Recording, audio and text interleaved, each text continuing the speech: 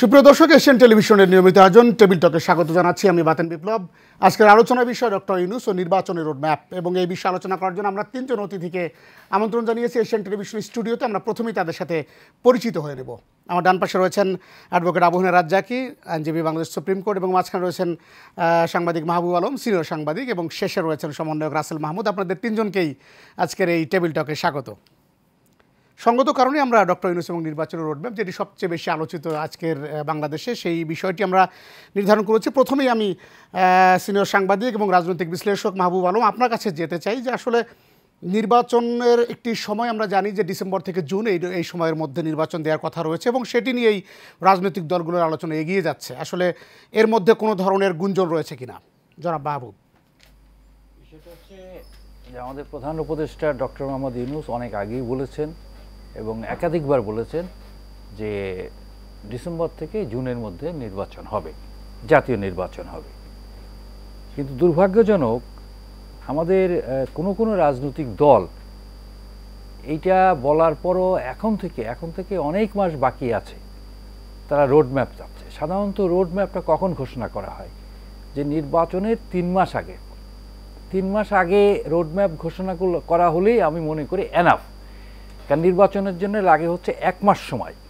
1 মাস সময় বলতে হচ্ছে তারা নির্বাচনের জন্য তারা মনোনয়নপত্র জমা দেবে, ইত্যাদি ইত্যাদি করবে, এবং নির্বাচনের একটা ডেট। কাজে এত আগে রোডম্যাপের যে দাবি বা রোডম্যাপ চাওয়া, আমার কাছে এটা খুব সন্দেহজনক, আমার কাছে কিছুটা উদ্দেশ্যমূলক মনে হচ্ছে। কি ধরনের সন্দেহ, একটু যদি? সন্দেহ হচ্ছে যেটা হচ্ছে আমাদের সবচেয়ে বড় দল যেটা আছে বিএনপি, এবং শুধু বিএনপি না, আরও কিছু দল আছে, আমাদের মান্না ভাই আছেন এবং অনেকেই আছেন, এমনকি সাইফুল হকও আছেন। তারা এই নির্বাচন নিয়ে এক ধরনের সন্দেহ পোষণ করছেন, এবং এই সন্দেহ কেন, কি জন্যে, এই সন্দেহের কারণ কি, আমার মনে হয় তারা নিজেরাও জানেন না। যদি তারা নিজেরাও জানতেন তাহলেও তারা এটা স্পষ্ট করতেন। যেমন তারা বলছেন এই নির্বাচন আদায়ের জন্যে তারা ঈদের পরে মাঠে নামবেন। কার বিরুদ্ধে মাঠে নামবেন? কারণ এটা তো তাদের সবার সরকার, আমাদের সবার সরকার। এই যে সরকার, ডক্টর ইউনূসের নেতৃত্বের সরকার, এটা হচ্ছে মানে একটা গণ অভ্যুত্থানের মধ্য দিয়ে গণ অভ্যুত্থানের পক্ষের সকল রাজনৈতিক, সামাজিক, সাংস্কৃতিক সংগঠন ঐক্যবদ্ধভাবে ডক্টর ইউনূসকে নির্বাচিত করেছে।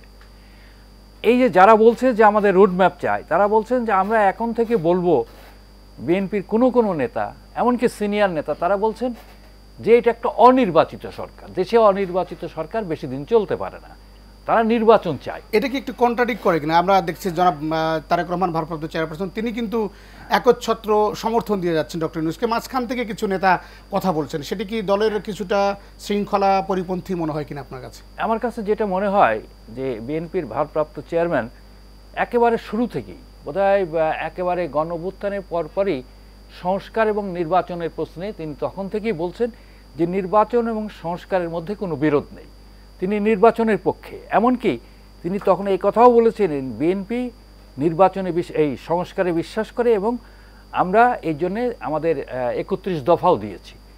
কিন্তু আমরা পরবর্তী পর্যায়ে দেখলাম বিএনপির মহাসচিব থেকে শুরু করে সালাউদ্দিন সাহেব থেকে শুরু করে মির্জা আব্বাস থেকে শুরু করে রিজভী ভাই থেকে শুরু করে, তারা সবাই যে নির্বাচন করে একটা পাগল হয়ে গেছে, তোতা পাখির মতো বলা শুরু করেছে, যেখানে যাই সেখানে নির্বাচন, সেখানে তারা সংস্কারের কথা বলে না। এবং আমার কাছে মনে হয় যে বিএনপির শীর্ষ নেতৃত্বের সাথে বা শীর্ষ নেতৃত্বের যে বার্তা, তারা নিজেরাই আত্মস্থ করতে পারে নাই, এবং এইখানে আমার মনে হয় একটা বড় ধরনের গ্যাপ আছে, এবং এটা গ্যাপ থাকার কথা। কারণ এই যে রাজনৈতিক নেতৃত্ব দীর্ঘদিন ক্ষমতা থেকে ক্ষমতার বহির্ভূত থাকায় তাদের মধ্যে এক ধরনের মানে কি বলে, ক্ষুধা বা দ্রুত ক্ষমতায় যাওয়ার একটা প্রবণতা তাদের মধ্যে আছে। কারণ অনেকেই বলে, বিএনপির অনেক নেতৃত্বও বলে, প্রকাশ্যই বলে যে আমরা তো 15 বছর যাবৎ ক্ষমতার বাইরে, অর্থাৎ তাদের দ্রুত ক্ষমতায় যেতে হবে। এবং এখানে আরেকটা কারণ থাকতে পারে যে বিএনপির নিচের তলা যারা রাজনৈতিক কর্মী আছে তারাও নির্বাচন চায়। তারা, আমরা দেখেছি যে গণ অভ্যুত্থানের পরপরই হাট ঘাট মাঠ সব তারা দখল করে নিল, এবং এই দখলদারিত্ব তাদের অব্যাহত রাখতে হলে, কারণ তারা তো এখন সুবিধাভোগী, তারা সুবিধা লাভ করছে, এটাকে এটাকে তারা বৈধতা দেওয়ার জন্যে, তাদের দখলদারিত্ব বৈধতা দেওয়ার জন্যে তাদের সরকার আসা দরকার, এবং তারাও নির্বাচন চাচ্ছে। তা আমার ধারণা বিএনপির শীর্ষ নেতৃত্ব তার রাজনৈতিক কর্মীদের এক ধরনের আশ্বাসের মধ্যে রাখা। কারণ এটা ঠিক যে আজকে যদি নির্বাচন হয়, বড় দল হিসাবে বিএনপির সরকার গঠনের সম্ভাবনাই বেশি, অনেক। ধন্যবাদ আপনাকে। আমরা আবার আসবো আপনার কাছে। আমরা রাসেল মাহমুদ, বৈষম্যবিরোধী ছাত্র আন্দোলনের অন্যতম সমন্বয়ক এবং জুলাই বিপ্লবের একজন আমাদের বীর বাংলাদেশের, সেই তার কাছে আমরা যেতে চাই। আপনাদের একটি দল 26 ফেব্রুয়ারি চলতি বছরে গঠিত হয়েছে এনসিপি, এবং সেখানে এর মধ্যে প্রায় 2 মাস হতে চললো।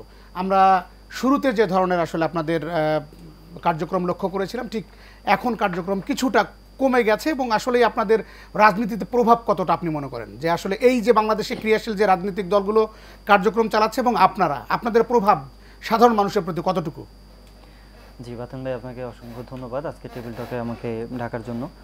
তো বিশেষ করে আপনি যে কোশ্চেনটা করেছেন, এখন বলতে হয় যে বর্তমানে বাংলাদেশের যে পরিস্থিতি, অনেক রাজনৈতিক দল আছে, অনেক রাজনৈতিক দলই তারা নির্বাচন নিয়ে আগাচ্ছে। আর যেহেতু ছাত্র বলি কিংবা হচ্ছে গিয়ে নাগরিক বলি, সবার মত নিয়ে এবং হচ্ছে গিয়া সর্ব ঐক্যের মাধ্যমে বলা যায় যে ছাত্র জনতার একটা মতামতের ভিত্তিতে যে সাধারণ দল গঠিত হয়েছে জাতীয় নাগরিক পার্টি, এটা কতটুকু জনগণের আকাঙ্ক্ষা প্রত্যাশা করতে পারবে, কতটুকু মাঠে হচ্ছে গিয়া থাকতে পারবে, সে বিষয়গুলো পরে আসে। প্রথমত আপনি যে কথাটা বলছেন যে আমাদের হচ্ছে গিয়া প্রথমত দল গঠনের পরে জনগণের কাছে যাওয়া কিংবা হচ্ছে গিয়ে সার্বিকভাবে আমরা কতটুকু এগিয়ে যাইতেছি রাজনীতির মাঠে, হচ্ছে গিয়ে রাজনৈতিক দলগুলোর সাথে আমাদের লড়াই কতটুকু হবে, সার্বিক বিষয় পর্যালোচনা করলে দেখা যায় যে যেহেতু রমজানের বলতে গেলে 28শে ফেব্রুয়ারি যে দল ঘোষণা হয়েছিল, তারপরে তো রমজানের মধ্যে সেভাবে একটা রাজনৈতিক দলের কার্যক্রম পরিচালনা করা সম্ভব হয় নাই। বিশেষ করে এই জাতীয় নাগরিক পার্টি ধরেন এখন যেহেতু ঈদের পরে আমরা আস্তে আস্তে চাচ্ছি যে জনগণের কাছে যাইতে। আপনারা দেখবেন যে রমজানের শেষের দিকে আমাদের যারা জাতীয় নেতা রয়েছেন তারা কিন্তু তাদের নির্বাচনী আসনগুলোতে বা তাদের এলাকাগুলোতে গিয়েছেন, মানুষের কথা শুনেছেন, এবং সেই জায়গা থেকে মানুষের প্রত্যাশা এই নতুন দলের কাছে অনেক বেশি। তো আমরা এতটুকু প্রত্যাশা রাখতে পারি যে নতুন দল হিসাবে এত দ্রুত জনগণের কাছে যতটুকু গিয়েছি, এটা অন্যান্য রাজনৈতিক দলের তুলনায় অনেক বেশি। সে জায়গা থেকে অ্যাজ সুন অ্যাজ পসিবল আমরা জনগণের আরও কাছে যাব এবং জনগণের ম্যান্ডেট নিয়ে জনগণ যা চায় সে আকাঙ্ক্ষা এবং তাদের সেই প্রত্যাশা পূরণ করার জন্য আমরা অতি দ্রুতই ফিল্ডে কাজ করব।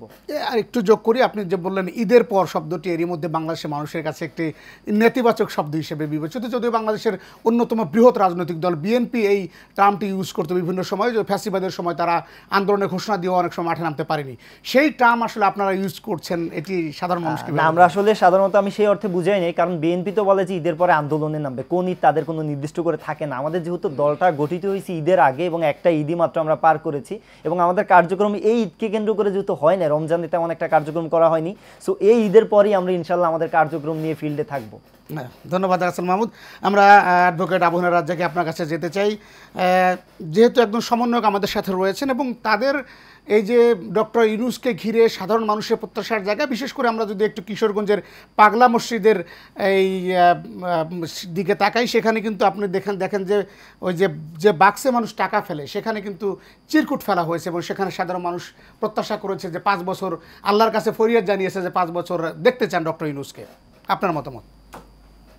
শোনেন, আমি এর আগে অনেক জায়গায় বলছি জনগণ বলতে আসলে কি বোঝায়। যদি 100টা লোক থাকে জনগণ বাংলাদেশের টোটাল বাংলাদেশ জনগণ 100, তো 100 জনের মধ্যে আপনি বিভিন্ন দলের সাথে সম্পৃক্ত আছে 70 জন, মানে এরা দলীয় জনগণ। বাকি 30 জন হইল দলবিহীন জনগণ। এই এক দলবিহীন জনগণ ছাড়া ইউনূসকে 5 বছর কেউ চায়, মানে এই দলবিহীন জনগণগুলো ইউনূসকে চায়, ইউনূস সাহেবকে 5 বছর, এতে আমার বিন্দুমাত্র সন্দেহ নাই। 30% কথা বলছেন আপনি নিশ্চিত থাকেন, 100 জনের মধ্যে 30 জন আমি আপনাকে দেখাই দিলাম। এইবার আসলে অন্য দলের মধ্যে বড় 2টা দলের একটা পতিত হয়ে গেছে, আর একটা সামনে নির্বাচন করলে ক্ষমতায় আসবে ফর এক্সাম্পল, এবং পতিত সরকারে এই মুহূর্তে আমি আই এম শিওর যে 5-7%ও নাই তাদের সমর্থক। থাকলে আমরা টের পাইতাম। আপনি এক জায়গায় লোক থাকবে, টের পাবো না।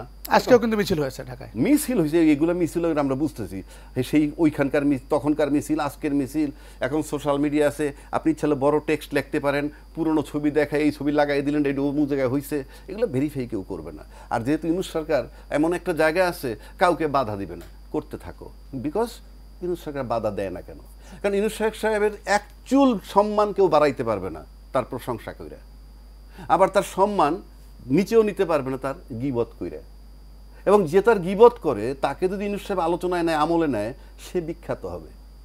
সুতরাং ইউনূস সাহেব এগুলো টাচ করে না। ইউনূস সাহেব 50 বছর ধরে পৃথিবীর বহু দেশের বড় বড় রাষ্ট্রনায়ক বা টপ লেভেলে চলে আসে। তার রুমে আমি যদি প্রধান উপদেষ্টার আমার রুমে 3 জন জেনারেল ঢুকে, আইল গেট নার্ভাস। সে না, টাচই করে না তারে। বিকজ আমি এই পর্যন্ত পৃথিবীর কোনো পরাশক্তির দেশের মন্ত্রী টন্ত্রী এইসব দেখি নেই ডিপ্লোম্যাটিক কথা বলার সময় তার পায়ের উপরে পা তুলে বসে, আমি দেখি নেই। সুতরাং it's a question of respect. পৃথিবীতে তাকে গুরু বলে। তো যেই বিষয়টা আমরা আসছি, আপনি নির্বাচন সংক্রান্ত যে বিষয়টা আসলেন, আপনি কি লক্ষ্য করে দেখছেন ইউনূস সাহেব কিন্তু মানে বিগিনিং টু এন্ডিং একই কথা বলছে। সংস্কার অল্প চাইলে ডিসেম্বরে, আর একটু বেশি চাইলে জুন। এক চুল নড়চড় হয় নাই। সেই চায়না গিয়ে বইলে আসছে, বিমস্টেক সম্মেলনে বসছে, বিমস্টেক সম্মেলনের সাইডলাইনে যে বৈঠক হয়েছে, একই কথা বলছে। পাশাপাশি সালাউদ্দিন সাহেব দেখলাম একটা কথা বললো, নির্বাচন পর্যন্ত আমরা আপনাকে স্মরণ করাই দিব যে আপনি অনির্বাচিত সরকার, হুইচ ইজ ভেরি পেইনফুল। হ্যাঁ, আপনি ব্যালটে হয়তো সে নির্বাচিত হয় নাই, কিন্তু দলমত নির্বিশেষে তো আপনারাই বলছেন, আপনারা সবাই বসাইছেন। এখন কেন বলছেন যে সে নির্বাচিত না? নির্বাচন মানে কি? এটাকে অস্থিরতার বহিঃপ্রকাশ। আপনি আমরা যখন পার্লামেন্টে দেখছি হা জয়যুক্ত হয়েছে, হা জয়যুক্ত, ওন ব্যালট কই? কয়জনের হা শুনছি, কয়জনের না শুনছি? হাত তোলেন, হয়েছে না? তো আপনি রাষ্ট্রীয় সিদ্ধান্ত নিয়েছেন পার্লামেন্টে 300 লোকের দিয়ে হা জয়যুক্ত, হা জয়যুক্ত, হা জয়যুক্ত। আমরা তো বাইরে থেকে শব্দ পাইছি, কথার কথা বলছি। So that is also voting, ওটাও তো ভোট। ওই ভোটের সিদ্ধান্তে আইন পাস হয়। So it's a vector. দ্বিতীয় দফায় আসেন আপনি, ফখরুল ইসলাম আলমগীর সাহেব কি বলছিলেন যে আমরা সংস্কার কইরা, সংস্কার ছাড়া নির্বাচন চাইছি, এই কথা কখনোই বলি নাই। আবার দায়িত্বশীল ব্যক্তিরা বলতেছেন আমরা ক্ষমতা আসলে এই সংস্কার সব উল্টায় ফেলাবো, মানব না। আচ্ছা, তো এই যে সকাল বিকাল কথা চেঞ্জ করছে, ইউনূস সাহেব কি বলছে? ইউনূস সাহেব তো বলছিল সংস্কার যদি একেবারেই না চায় আমি ভোট দিয়ে চলে যাবো, বলে নাই? বলেছে, বলছে তো, আমি তো বানাই বলতে, আমার এখানে ডকুমেন্টারি আছে। তো আপনি যদি ডিসেম্বর মতো অপেক্ষা করতে না পারেন, সংস্কার করতে না পারেন, আপনার স্ট্যান্ড ক্লিয়ার রাখতে হবে। আপনার স্ট্যান্ড কনফিউজিং হইতে পারবে না। আপনি পরিষ্কার বলে দেন আমরা সংস্কার চাই না, নির্বাচন চাই, বলেন। সেটাও তো বলতেছেন না। আবার বলতেছেন আমরা সারা জীবন মানে নির্বাচন স্মরণ করাই দিব আপনার অনির্বাচিত সরকার। এটা তো বাংলাদেশের লোক, এখন বাংলাদেশের রিক্সাওয়ালা অনেক সচেতন রে ভাই। তারপরেও আমি তাদেরকে অ্যাপ্রিসিয়েট, কতগুলো জায়গায় আমি যাব। তার আগে একটা জায়গায় আমি যাই, এই 5 তারিখে যখন পতন হইল, তখন যে ট্রেনটা তারেক সাহেবের ধরার কথা ছিল, সেই ট্রেনটা উনি ধরতে পারেন নাই। উনি 5 তারিখের পর 6-7 তারিখে চলে আসতে পারেন। সেদিক থেকে আমি সালাউদ্দিন সাহেবটা বাহবা দিই। উনি কিন্তু চলে আসছেন 7 তারিখে, আমি তাকে বাহবা দিচ্ছি, আসছে তো। এবং আসার কারণে কিন্তু সেটা ভালো জায়গায়ও গেছে। বিকজ আপনি একটা ক্রাইসিস টাইমে আইসে you have taken the chair of steering. কিন্তু তারেক রহমানের সাথে আপনি যদি সালাউদ্দিন সাহেবকে মিলাচ্ছি না, তারেক সাহেব তারপর আসছে না কেন? এটা সাধারণ মানুষের চাওয়া। সোনায় সোহাগা হইতো, তারেক সাহেব যদি এখন চলে আসতো সোনায় সোহাগা হইতো, আমি সেটা বলছি। এখন তো কোনো আইনি বাধা নেই। আসছেন না কেন সেই প্রশ্নে আমি যাচ্ছি না, কিন্তু উনি আসতে পারেন নাই। রাজনীতিতে কিন্তু আপনার অনেকগুলো ঝুঁকি নিতে হয়, সেই ঝুঁকিটা উনি নিতে পারেন নাই। এখন আমি অন্য জায়গায় আসি। আপনি যে নির্বাচনটা চাচ্ছেন করবেন, অবশ্যই উনি বলছে যে এই মুহূর্তে নির্বাচন এলে বিএনপি জয়লাভ করবে।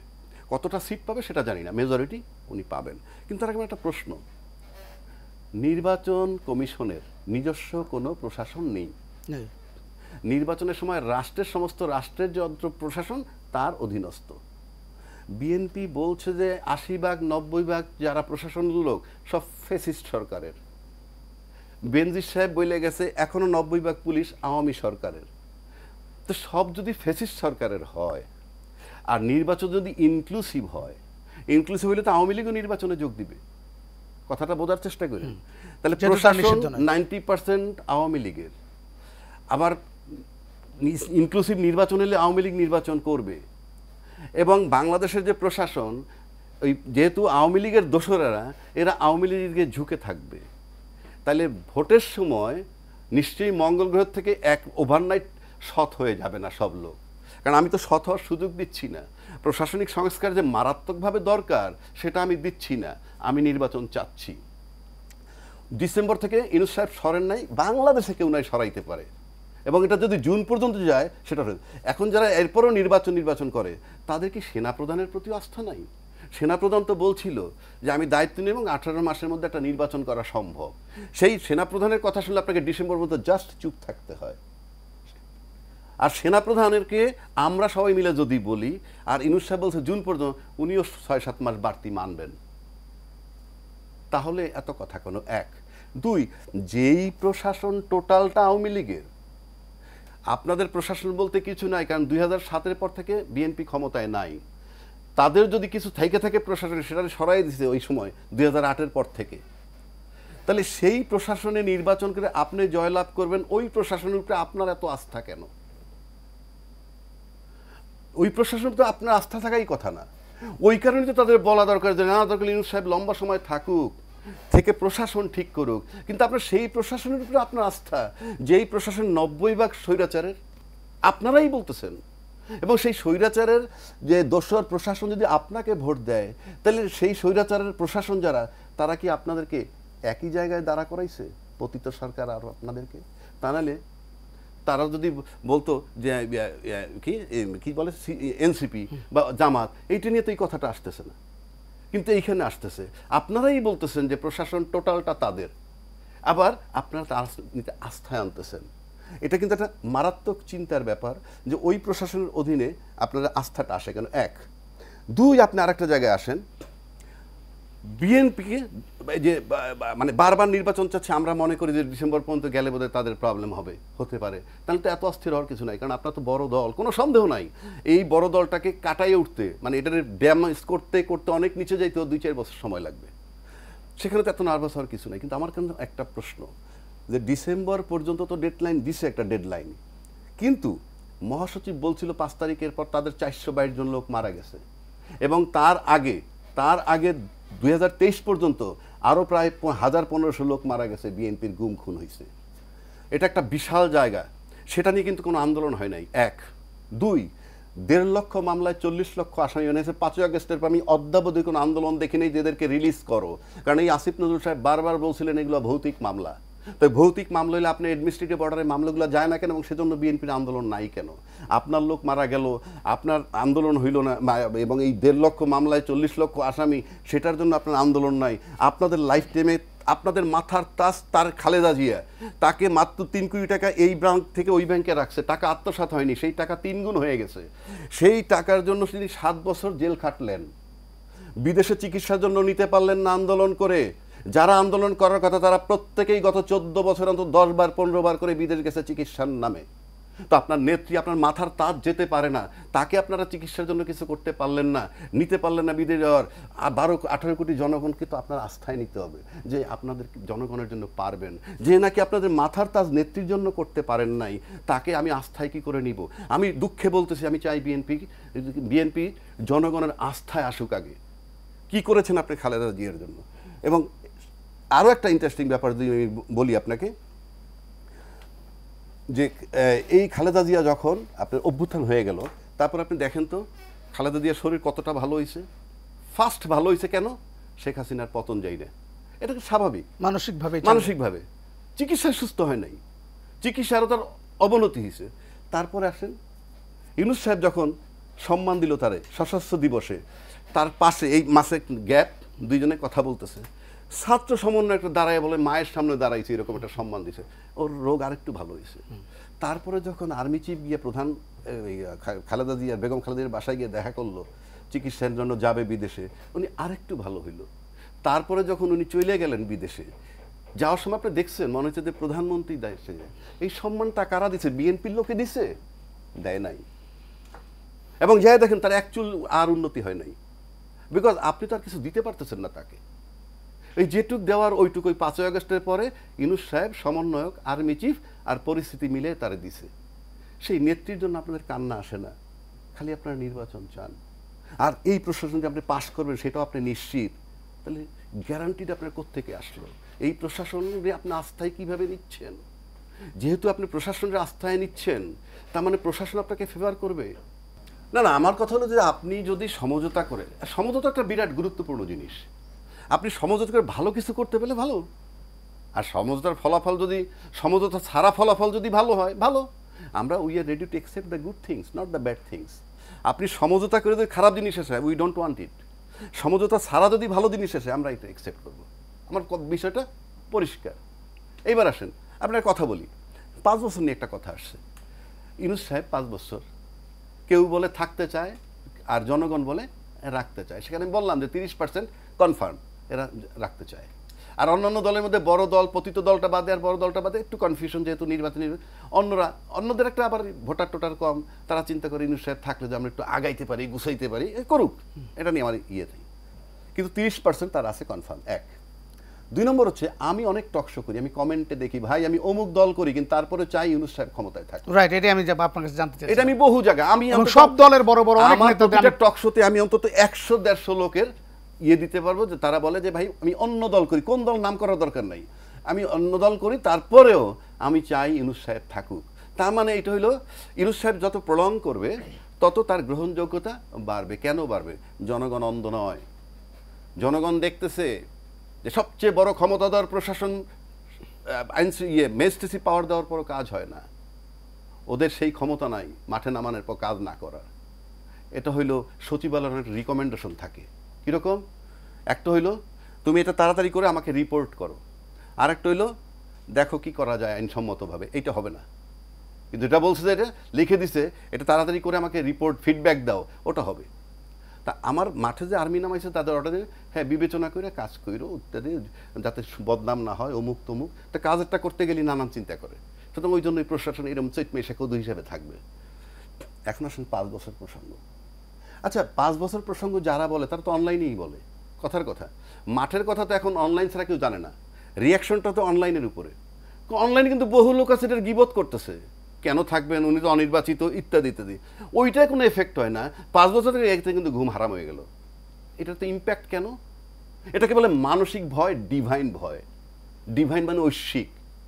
নাহলে আমি বলতেছি মিডিয়ায় 5 বছর থাকা উচিত, আপনার কম্পন উঠে যাইতেছে। আর 15 জন বলতেছে উনি অনির্বাচিত সরকার থাকতে পারবে না, বড় দলের দায়িত্বশীল ব্যক্তি বলতেছে থাকতে পারবে না, কোনো ইম্প্যাক্ট নাই। আপনি দেখেন না, তাহলে আপনি যদি সোশ্যাল মিডিয়া ধরেন তাহলে তো দামি লোকের কথাটার দাম বেশি হইতে পারে। দ্বিতীয় কথা, আই এম প্রেফারিং সেনাপ্রধান ডিসেম্বরের আগে কথাই বলতে পারবে না, অক্টোবরের তফসিল না দিলে কথা বলতে পারে। আর যেহেতু 6 মাসের গ্যাপ রাইখে গেছে ওই পর্যন্ত মানতে হবে। আপনাকে একটা ব্যক্তিগত প্রশ্ন করি যে আপনি কি চান আসলে ডক্টর মোহাম্মদ ইউনূস? এইবার আমি কি চাই? ইউনূস সাহেব দেবতা নয়, ভুল হতে পারে, হচ্ছেও, কারণ উনি ডিপ্লোম্যাট না, সহজ সরল কায়দায় কথা বলেন। এখন সেই কথা যখন লুফে নেয় তো XYZ যা বলবে সেটাও লুফে নিবে। এটার জন্য এই 5 বছর থাকুক এতে ভয় ধরছে সবার। এই ভয়টা ধরছে কেন? পপুলারিটির কারণে। যারা বলতেছে উনি থাকতে পারবে না তারা জানে তার পপুলারিটি অনেক। আমি তো বহুবার বলছি কেন মাঠে নেমে তাকে সরাই দেন, তার তো কিচ্ছু নাই, ঢাল নাই, তলোয়ার নাই, কিচ্ছু নাই।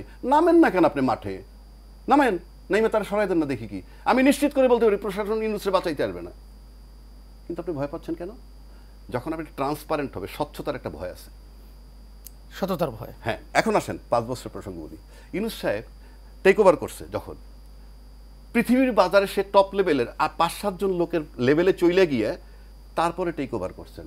অর্থাৎ বাংলাদেশ তার পরিচিতির জন্য তার নোবেল পাইছে, তো ফ্রান্সে গিয়া যে মশাল জ্বালাইছে, তো আমেরিকার সমস্ত অ্যাওয়ার্ড পাইছে। এইগুলো কি বাংলাদেশ সরকার তারে প্যাট্রোনাইজ করছে? করে নাই। বাংলাদেশের কোনো রাজনৈতিক দল করছে? করে নাই। তার টোটাল নিজের তৈরি করে ব্যক্তিগতভাবে, হ্যাঁ, কয় চুরি করছে, ঘুষ খাইছে, ঘুষ দিয়ে করছে, হ্যাঁ ভাই যেমনি করুক করছে। তো এইটি কইরাই না তারপর লোকজন তারে বসাইছে। বসানোর পর কি হয়েছে? বাংলাদেশের প্রধান উপদেষ্টা। এইটা হওয়ার পর তার কোনো সম্মান বাড়তি হয়েছে? হয় নাই, বরং অপমান হয়েছে। কেন আমি বলি, উনি 7 মাস চেষ্টা করে বিমস্টেকের সাইড লাইনে একটা বৈঠক পাইছেন ভারতের সাথে। আচ্ছা ভারত তাকে 7 মাস পরে দিছে কেন? ওইটা আমার সাবজেক্ট না, এটা তাদের ব্যাপার, তাদের স্ট্র্যাটেজি। কিন্তু সেই ব্যক্তি তার সাথে দেখা করলো 7 মাস পরে, যেই ব্যক্তি তাকে 2015 সালে বোম্বেতে স্বর্ণপদক দিল। তো স্বর্ণপদক ইউনূস সাহেব কি দিছে? এবং যিনি দিছেন তিনি প্রধানমন্ত্রী। সেই প্রধানমন্ত্রী এখনো প্রধানমন্ত্রী, তার সাথে দেখা করতে 7 মাস লাগছে। তার মানে সে অসম্মানিত হয়েছে। তো ইউনূস সাহেব এই অসম্মানটা কেন নিছে? কি কারণে? দেশের জন্য। দেশের জন্য। তো যে লোকটা নোবেল পাওয়া পৃথিবীতে টপ লেভেলের 5-7 জন লোকের মধ্যে একজন, সে আসছে এসে অপমানিত হচ্ছে আমাদের জন্য। এটা তো ভাবতে হবে তাকে। আমরা তো ভাবি না সেটা। এই যে সে অপমান বোধটা মেনে নিছে, এই অপমান বোধটা মেনে নিছে, এই জন্য আমি বলতেছি ইউনূস সাহেব চায়না গেছে, ব্যর্থ হয়েছে। কে বলে? ইউটিউবের বহু লোকে বলে। আচ্ছা, আমেরিকায় ট্যাক্স কমাই দিল, বলতেছে ঝড়ে বগ মরে ফকিরের কেরামতি বলে। আচ্ছা, আমার কথা হলো হয়েছে তাই ধরে নিলাম, বকটা তো মরছে ভাই। তো বকটা যখন মরছে তাই ক্রেডিট আমি নিব না কেন? একটা জো বাইডেনের সাথে সেলফি তুইলে 12-14 বছরের পুরনো প্রধানমন্ত্রী যা করেছে। আমরা এই আলোচনা আসবো আবার। জনাব মাহবুবুল আলম সিনিয়র সাংবাদিক, আপনার কাছে একটু যেতে চাই যে আপনি দেখছেন যে আসলে আমরা রমজান থেকে যদি শুরু করি যে আসলে দ্রব্যমূল্যের দাম মানুষের নাগালের মধ্যে আসলেও কিছু জায়গায় যেমন তেলের দাম, আজকে সয়াবিন তেলের দাম লিটার প্রতি 14 টাকা বেড়েছে।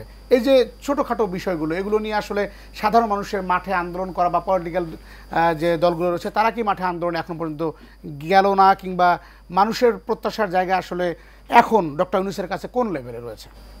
বিষয়টা হচ্ছে দ্রব্যমূল্য যে মানে যেভাবে নিয়ন্ত্রিত আছে, আমরা গত রমজানে যেটা দেখলাম, সদ্য যে রমজানটা গেল, এইটা আমাদের জানা মতে এইরকম মানে রোজার সময় এই রকম মূল্য স্বাভাবিক অবস্থায় কখনোই ছিল না, কখনোই না। এখন একটা বিষয় আসতে পারে যে তেলের দামটা একটু বাড়তি ছিল।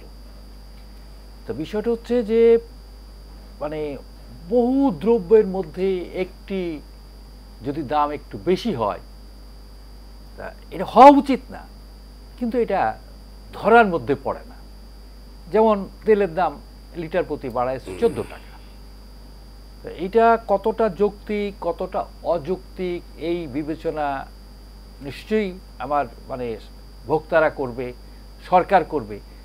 তবে এইটা নিয়ে আন্দোলন করার মতো জায়গা তৈরি হয় নাই। মানুষ দ্রব্যমূল্য নিয়ে আন্দোলন করবে না, করার মতো জায়গা তৈরি হয় নাই, কারণ সাধারণ মানুষের পূর্ণ আস্থা আছে এই সরকারের প্রতি। ডক্টর ইউনূসের সরকারের প্রতি আস্থা এত বেশি যে এইখানে তারা আন্দোলনের কোনো রকম চিন্তাই করবে না। কিন্তু কিছুদিন আগে আমরা দেখেছি ছোট ছোট ইস্যু নিয়ে আন্দোলনে রাজপথে দেখেছি যে আসলে বিশৃঙ্খলা তৈরি হয়েছে।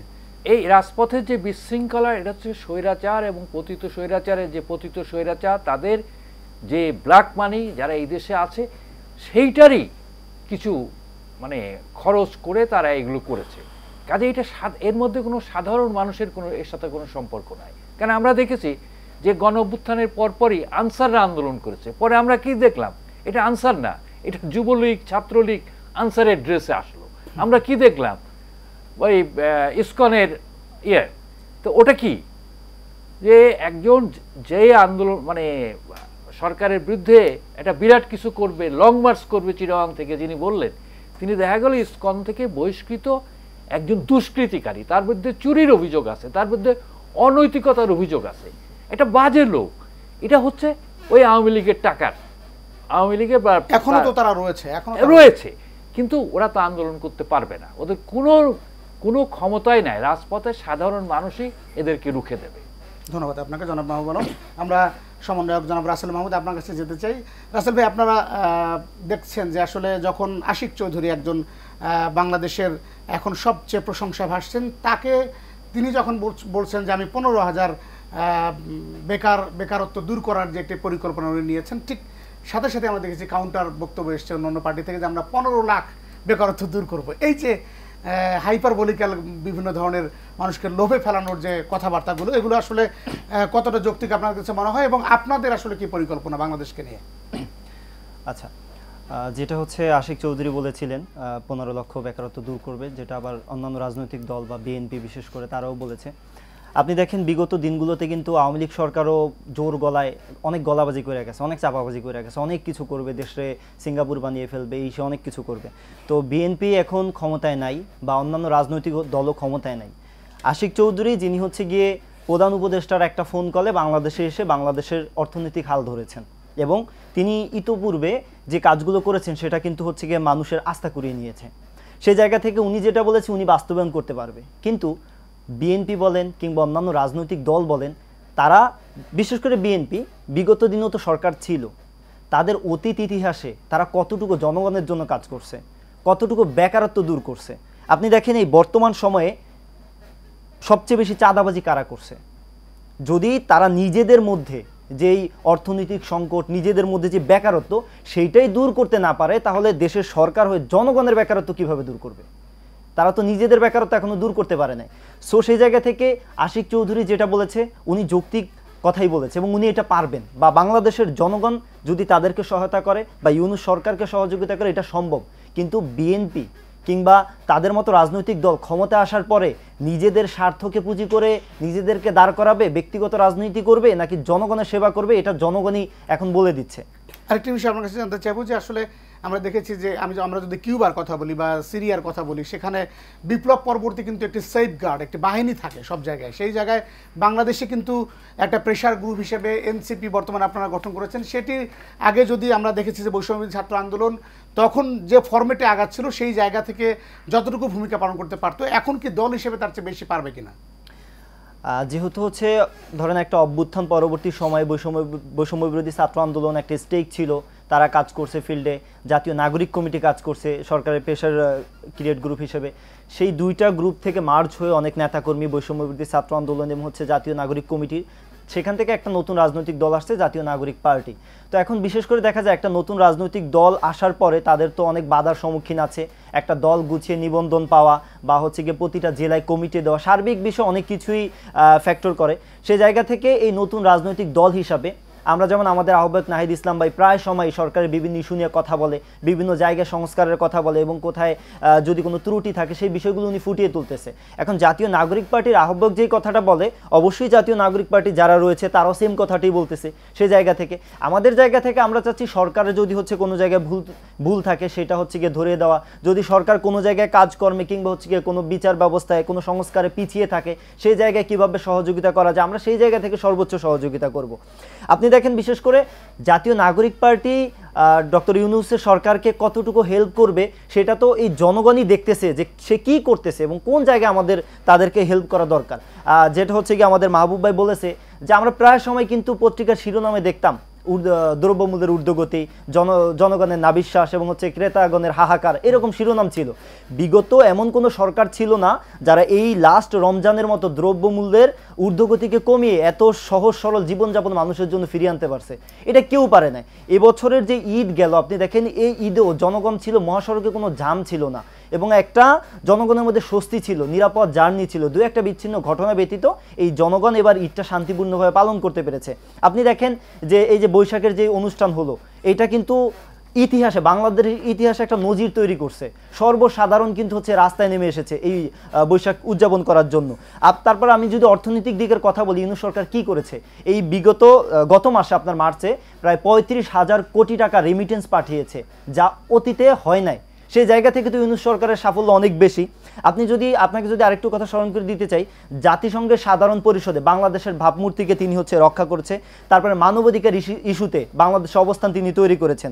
তাছাড়া সবচেয়ে গুরুত্বপূর্ণ একটা বিষয় আমরা যেটা দেখেছি, মাদার অফ হিউম্যানিটি খ্যাত যেটা হচ্ছে কি আওয়ামী লীগ, যুবলীগ, ছাত্রলীগ শেখ হাসিনাকে উপাধি দিত, সেটা কিন্তু রোহিঙ্গা সংকট নিরসন কিন্তু সেই শেখ হাসিনা করতে পারে নাই, সেই স্বৈরাচার হাসিনা করতে পারে নাই, যেটা ইউনূস সরকার আসার পরে 1,80,000 রোহিঙ্গাকে প্রথম দাবি মায়ানমারে পাঠানোর মতো সিদ্ধান্ত নিয়েছে।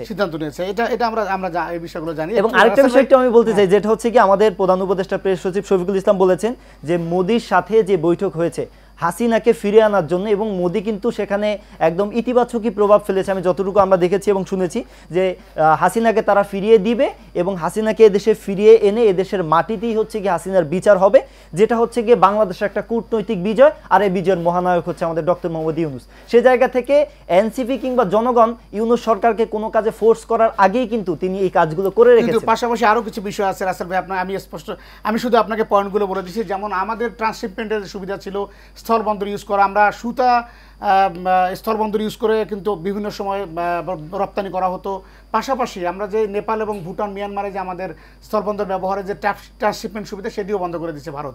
পাশাপাশি আমাদের যে বিভিন্ন ভেহিকেল, বিশেষ করে টয়োটার যে বিভিন্ন জিনিসপত্র বাংলাদেশে আসে, সেই ইকুইপমেন্টগুলো বন্ধ করে দিয়েছে সেখান থেকে, দিল্লি থেকে। সব মিলে কিন্তু কিছু কিছু রেস্ট্রিকশন রয়েছে, বিচার রেস্ট্রিকশন এখনও রয়েছে, এগুলো কিন্তু এখনও চ্যালেঞ্জ রয়েছে।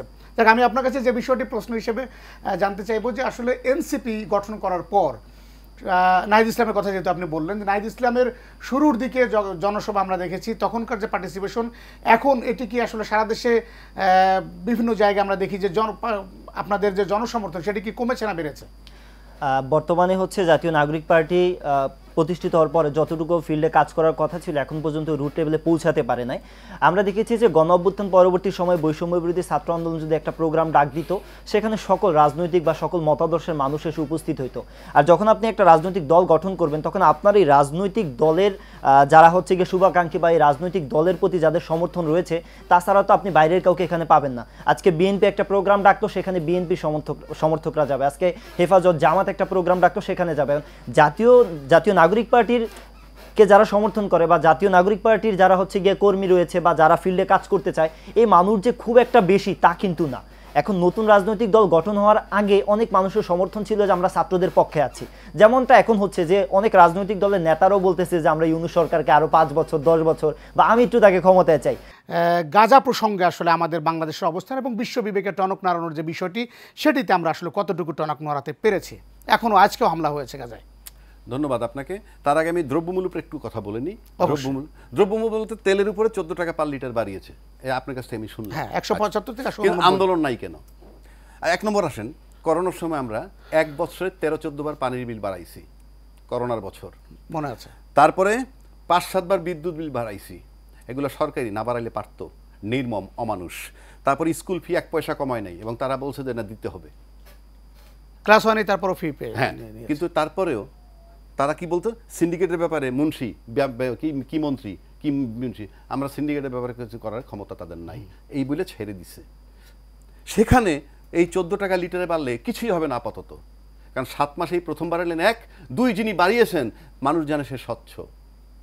আর অতীতে ছিল বারামু আমার টাকা পাচার হয়ে যাবে, বিদ্যুৎ 100 পাওয়ার কথা 50 দিছে, 100 টাকা দিছি, অর্থাৎ ওই বাকি 50 টাকা ওখানে গিয়ে শেয়ার নিছে। আর এখন আমরা বলছি 100 বিদ্যুৎ পাই 100 দিবি, বাকিটা থাকলে পানিতে ফেলাই দিব, বিকজ আমি পাও না। কাজেই এই যে বাড়ছে কোনো বিদ্রোহ আপাতত হবে না, কারণ আমি বললাম তো ওই 30% লোক সবচেয়ে স্ট্রং, আর রাজনৈতিক দল সব ইউনাইটেড না ইউনুসের বিরুদ্ধে। এবার আসেন গাজার বিষয়টা হচ্ছে, আপনি আন্দোলন করেছেন ইসলামী সেন্টিমেন্ট, আই প্রেফার ইট। আমরা কিন্তু টেবিল টকে বসি, রেস্টুরেন্টে বসি, কোথাও যদি কথা যে ভাই ফিলিস্তিনিয়ন, খারাপ লাগে, কোনো সন্দেহ নাই, খারাপ লাগে। কিন্তু আপনি এর চেয়ে বেশি খারাপ লাগার কথা কোনটা? আমার ভাইকে যদি এখানে কেউ মারে, আমার ভাইকে যদি আয়না ঘরে রাখে, আমার ভাইকে যদি বিনা বিচারে হত্যা করা হয়, এই বারুদ তখন কোথায় ছিল? আপনার গাজা তো কোথায়? আমি যদি আমার দেশের লোকের সাথে মিলাই, তাহলে ওটা আমার টাচ করারই কথা না। তারপরে করবে মুসলমান হিসাবে, করছে, এটা নিয়ে আমার দ্বিমত নাই। কিন্তু এত বড় শক্তি তখন কোথায় ছিল? এখানে ইসলামী ফোর্স অনেক আছে, যাদের ভিতর থেকে কোনো একটা অংশ আবার নির্মম। বাংলাদেশ 16 বছর কেমন ছিল জানেন? বাংলাদেশের প্রশাসন এবং আওয়ামী লীগ মিলে ছিল ইসরায়েল, আর দেশের বাকি জনগণ যারা আমরা ছিলাম ফিলিস্তিনি। 16 বছর টর্চার করছে, সবাই হাহা করে দেখছে। আজকে যারা গাজার জন্য চিৎকার করে, সাপোর্ট করি চিৎকারটা, কিন্তু আপনারা তখন কোথায় ছিলেন? এর তো 100 ভাগের 1 ভাগ শক্তি দেখাইলে এই সব ভেঙে ফেলান যেত। আপনার আয়নাঘর কোথায় তো আপনার নিজের লোককে টর্চার করে টাচ করে না, ওই টাচটা আমার কাছে খুব একটা গুরুত্বপূর্ণ মনে হয় না। এটা মনে হয় যে আপনি একটা বিশাল শক্তি দেখাইলেন, এটা তো কোনো শক্তি হয় নাই, এটা একটা ইসলামী সেন্টিমেন্ট। এখানে তো আঘাতের কোনো সম্ভাবনা ইউনাইটেড। এখনো যদি ফিলিস্তিনের জন্য আন্দোলন করেন 5টা লোক হত্যা হয়ে যায়, অনেকেই মাঠে পাবেন না। তাহলে কি রক্ষণাত্মকভাবে খেলতে পছন্দ করি আমরা? আমি বলার সুযোগ এসে বললাম। তাহলে আপনার চোখের সামনে আপনার ভাই আয়নাঘরে ছিল, আপনার মেয়ে ধর্ষিতা হয়েছে, ধর্ষণের সেঞ্চুরি করছে জাহাঙ্গীরনগর বিশ্ববিদ্যালয়ে, তখন এই বারুদ কোথায় ছিল? এই দেশের জনগণই তো, এইখানেই তো ছিল। সেই ইসরায়েলের প্রধানমন্ত্রী, তখনকার 16 বছরের ইসরায়েল যে বাংলাদেশের, সেই ইসরায়েলের প্রধানমন্ত্রী এই ইসলামী ফোর্সের কোনো একটা অংশ প্রশংসা করছিল, মাদার অফ কওমি। সুতরাং ইট ইজ পেইনফুল। আরেকটি ছোট্ট বিষয় আপনার কাছে জানতে চাইবো, আপনি যেমন প্রতিবাদের কথা বললেন, ইউনিটির কথা বললেন, সেই ক্ষেত্রে আমরা বাংলাদেশে বর্তমান যে একেবারে ফুটপাত থেকে রাজপথ, কিংবা আমরা যদি ছোট ছোট প্রকল্প থেকে একদম বড় বড় ডিপিএম এর কথা বলি, সেখানেও তো দুর্নীতির অভিযোগ এখনো আছে। সেই বিষয়ে সোচ্চার না কেন আমরা? কথা তো সেখানেই, কিন্তু এখন যদি সেটা বলে যে আমরা দেখলাম সম্প্রতি কাকে, এটা বলা উচিত না, তারপরে বলি কার ঘর ভেঙে একজন মডেলকে ধরে নিয়ে আসছে, এটি নিয়ে অনেক আলোচনা হইতেছে। এবং আসিফ নজরুলের মতো লোক উনি বলছিলেন এটার পরে কি যে তাকে ধরার প্রক্রিয়াটা, গ্রেফতার করার প্রক্রিয়াটা সঠিক হয় নাই। আরে ভাই, আপনি তো বলছিলেন 1.5 লক্ষ লোকের ভিতরে 50 লক্ষ লোকের ভিতরে 1.5 লক্ষ মামলা ভৌতিক মামলা, আপনি সেটা অ্যাডমিনিস্ট্রেটিভ অর্ডারে বন্ধ করতে পারছেন? আপনি সাগররুনি হত্যা মামলা বহু লম্বা লেকচার দিয়েছেন আপনি, মাসের পর মাস, আপনি আজকে 7 মাস কি করছেন আপনি সাগররুনি হত্যার? কাজে এগুলা লিপ সিম্পেথি, আর এগুলা মানুষ এখন আর ভুলবে না। এখন রিক্সাওয়ালাও মোবাইল টেপে, হোয়াটসঅ্যাপ দেখে, দে আর ভেরি শার্প। সব আমরা মনে করি কি জানেন, যে কাককে চক্ষু বন্ধ করলে মনে করি তারে কেউ দেখে না। বিষয়টা এইরকম জায়গায় আমরা। ধন্যবাদ আপনাকে জনাব আবুল রাজ্জাককে। জনাব মাহমুদ ভাই, আপনার কাছে যেতে চাই। মাহবুব আলম, আপনি বলছিলেন যে আসলে বাংলাদেশে যে এই প্রেক্ষাপটে আসলে ভয়ের সংস্কৃতি সেটি দূর হয়েছে, এবং ভয়ের সংস্কৃতি যদি দূর হয়েই থাকে তাহলে আমরা বলবো যে স্বাধীনভাবে কাজ করতে গেলে এখনো ভয় কেন পেতে হয়? বিষয়টা হচ্ছে ভয় পাওয়াটা খুব স্বাভাবিক, কারণ আমরা দীর্ঘদিন যাবৎ একটা ভয়ের সংস্কৃতির মধ্যে ছিলাম। যেমন ধরেন, আমরা দীর্ঘদিন ব্রিটিশ শাসন আমলে থাকার ফলে এবং দীর্ঘদিন একটা অভুক্ত জাতি ছিলাম আমরা। আমাদের দেশের মানে অল্প সংখ্যক জমিদার বা তাদের এরকম কিছু বাদ দিয়ে তারা মানুষ ঠিকমতো খাবার পেত না। এবং দেখা যায় এখন আমাদের আর্থিক অবস্থার অনেক উন্নতি হয়েছে, কিন্তু সেই মানুষগুলো, তাদের সন্তানগুলোকে এখনও দেখা যায় যখন কোনো হোটেলে মানে খাবার দেওয়া হয়, যখন কোনো বিয়ে বাড়িতে খাবার দেওয়া হয়, তার প্রচুর খাবার নিয়ে নেয়। তাদের একটা চোখের খিদা থাকে, এটা জিনগতভাবে হয়ে গেছে। তো সেই যে ভয়ের সংস্কৃতি এই ধারাবাহিকতার মধ্যে আছে। আর আমি রাজ্জাকি ভাইয়ের সাথে একটা বিষয় যোগ করতে চাই, যে রাজ্জাকি ভাই খুব কারেক্টলি বলেছে যে এটা হচ্ছে অনেকটা মুসলিম সেন্টিমেন্ট। এইটা এই যে মুসলিম সেন্টিমেন্টের জায়গা থেকে যে আমরা শাউট করছি, ভালো, শাউট করাটা আমি খারাপ বলি না, কারণ অতীতে আমাদের মানে এক ধরনের মানবতাবোধ বাঙালি জাতির কিন্তু আছে, বা বাংলাদেশের সবার, শুধু বাঙালি জাতি না, এখানে চাকমা যারা আছে, গারো মোরো যারা আছে, সাঁওতাল আছে, তাদেরও। কারণ আমরা দেখেছি ভিয়েতনামে গণহত্যার সময় এখানে কিন্তু বিক্ষোভ হয়েছে, এবং ভিয়েতনামে গণ অভ্যুত্থানের সময় মানে ভিয়েতনামে গণহত্যার সময় বিক্ষোভ করতে যেয়ে এদেশের মানুষের ছাত্রদের কিন্তু জীবন দিতে হয়েছে। 73 সালের 1 জানুয়ারি ভিয়েতনাম দিবসে এদেশের ছাত্ররা বিক্ষোভ করেছিল, শেখ মুজিব গুলিতে তাদের হত্যা করেছিল। তো এই ঘটনাও আছে। আজকে গাজায় যে ঘটনাটা হচ্ছে, এটা গণহত্যা, এটা মুসলমান হত্যা না, এটা খ্রিস্টান হত্যা, বিষয়টা এরকম না। এইটা মানবতার ইতিহাসে এইটা অত্যন্ত নিকৃষ্ট একটি গণহত্যা। কিন্তু এই গণহত্যার বিরুদ্ধে আমাদের শুধু দেশের মধ্যে সোচ্চার হলে হবে না, আন্তর্জাতিক ফোরামে আমাদেরকে সোচ্চার হতে হবে।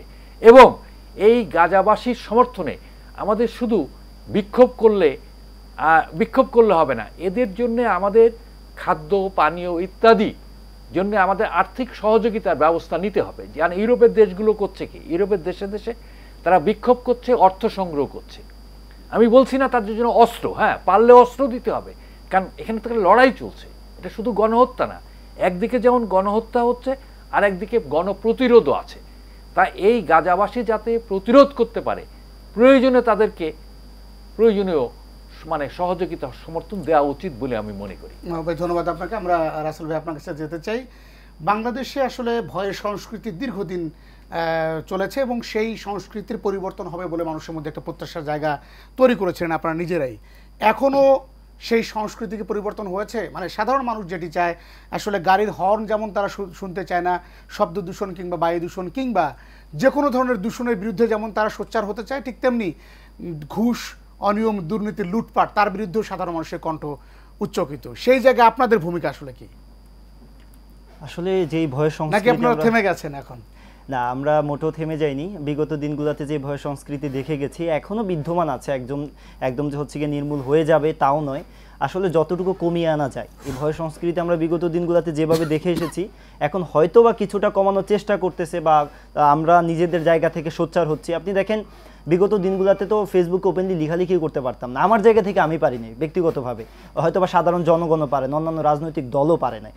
আমি ধরেন রাতে বের হব, একটা স্ট্যাটাস দিছি রাতে যে আমি বাইরে বের হব, আমার তো জীবনের কোনো নিরাপত্তা আমার ছিল না। কোনো অফিসে যাব, সেখানে যে আমি লিগালি হচ্ছে গিয়ে কোনো সেবা পাবো, সেই সুযোগটা আমাদের জন্য ছিল না। সেই জায়গা থেকে এই 5ই আগস্টের পরে ধরেন বিগত দিনগুলোর যে সংস্কৃতি দেখছি সেই জায়গা থেকে কিন্তু মানুষের মধ্যে নিজেদের মধ্যে কিন্তু অনেক জনসচেতনতা তৈরি হয়েছে। একজন রিকশাওয়ালা কিন্তু হচ্ছে কি এখন বুঝে যে কোথায় গেলে কি করতে হবে, কিভাবে হচ্ছে কি একজন চাঁদাবাজ থেকে দূরে থাকতে হবে। আমি ফেসবুকে হচ্ছে গত পরশুদিন একটা ভিডিও দেখলাম, একজন ট্রাক ড্রাইভার থেকে হচ্ছে গিয়ে রাস্তায় হাইওয়ে থেকে চাঁদা চাচ্ছিল, সে নিজে বলছে আমি চাঁদা দিব না, আপনি কাকে ডাকবেন ডাকেন, আমি তবুও চাঁদা দিব না। তখন তিনি একটা কথা উচ্চারণ করছে যে আমি সেনাবাহিনী অথবা ছাত্ররা আসবে তাও সে চাঁদা দিবে না।